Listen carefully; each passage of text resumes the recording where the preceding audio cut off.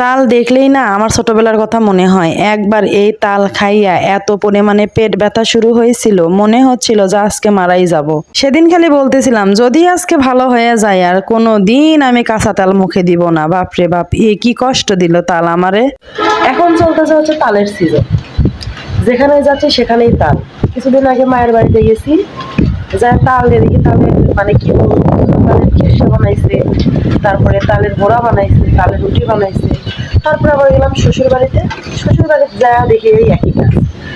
তো এগুলো দেখার পরে না মনে হইলো যে আজকে যখন বাচ্চারা যে নাস্তা খাইতে চাইলো না, এগুলো ফার্স্ট করে মনে হয়েছে আমিও একটু কিছু তাল দিয়ে বানায় ফেলি। তো ভাবতেছি যে হচ্ছে বাচ্চারা যেহেতু রুটি পছন্দ করে, তো আজকে না হয় একটু তালের রুটি বানিয়ে দিই। তো চলেন তালের রুটি বানাই।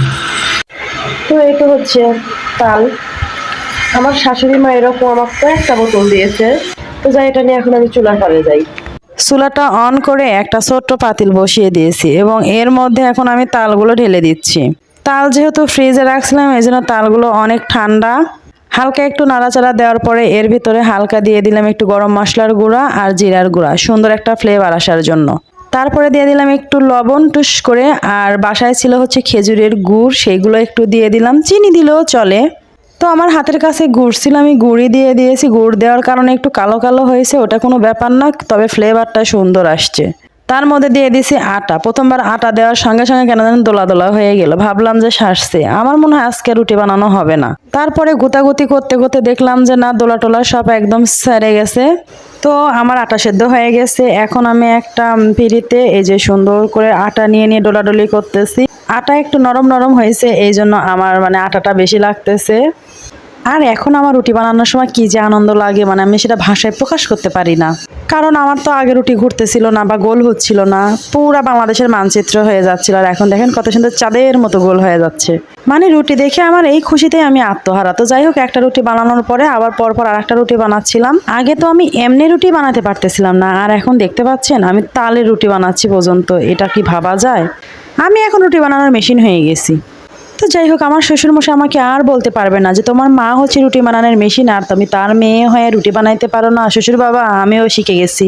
সবগুলো রুটি বানানো আমার কমপ্লিট। এখন আসছি হচ্ছে ভাজতে, এই জন্য তাওয়াতে সুন্দর করে রুটি একটা একটা করে দিচ্ছিলাম আর ভাজতেছিলাম। আবার দেখি যে ওই যে রুটির গায়ের সঙ্গে যে গুঁড়াগুলো লেগে আছে ওইগুলো আবার তাওয়াতে রয়ে যাচ্ছে। একটা করে রুটি তুলতেছিলাম আর তাওয়াটা মুছে মুছে দিচ্ছিলাম। দেখতে পাচ্ছেন কত আটা আমার লাগতেছিল।